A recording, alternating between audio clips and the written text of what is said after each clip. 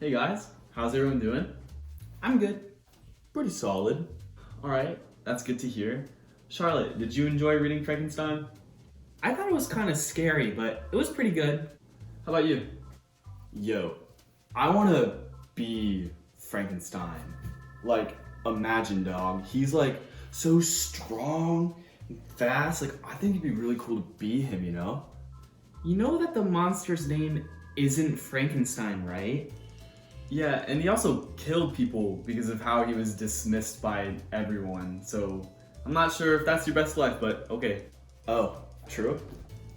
Anyways, today I wanted to talk to you guys about one of the themes in Frankenstein that go beyond the book. Anyone want to take a stab? Racism. Not quite. Feminism? Closer. It's abandonment. What do we know about the relationship between Victor and his creation the instant that the creation was born? Victor was creeped out. I mean, he woke up to his monster smiling at him. And then he said, "I beheld the wretch, the miserable monster whom I had created." I think that it's fair to say that the relationship between Victor and his monster was off to a rocky start.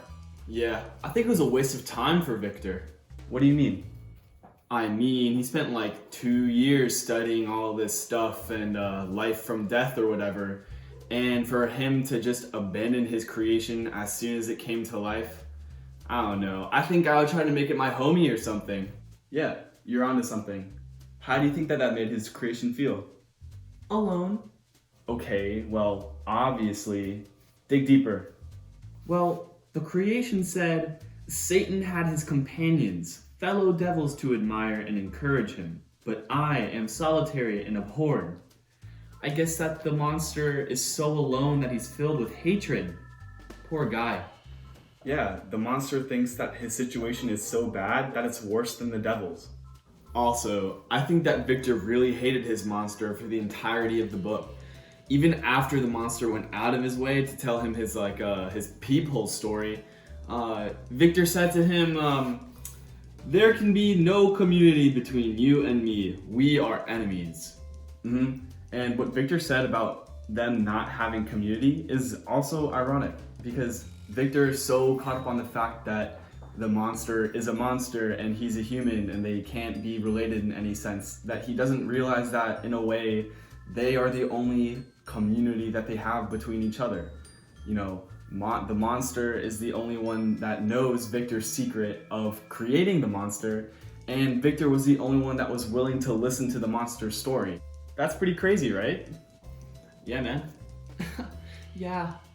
But I think that there's something even crazier, and it has to do with abandonment in Shelley's life. Alright, let me paint you a picture.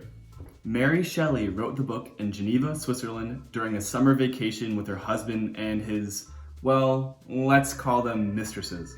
Anyways, Shelley took her time writing her book and she eventually finished. But when she did finish, she did not claim it as her own book and instead let her husband say that he wrote it and eventually he got it published. Okay, makes sense, but what's so crazy about that?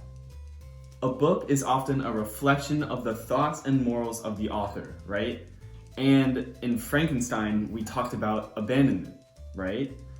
So, what I'm saying is it possible that Mary Shelley predicted her own future while writing the book?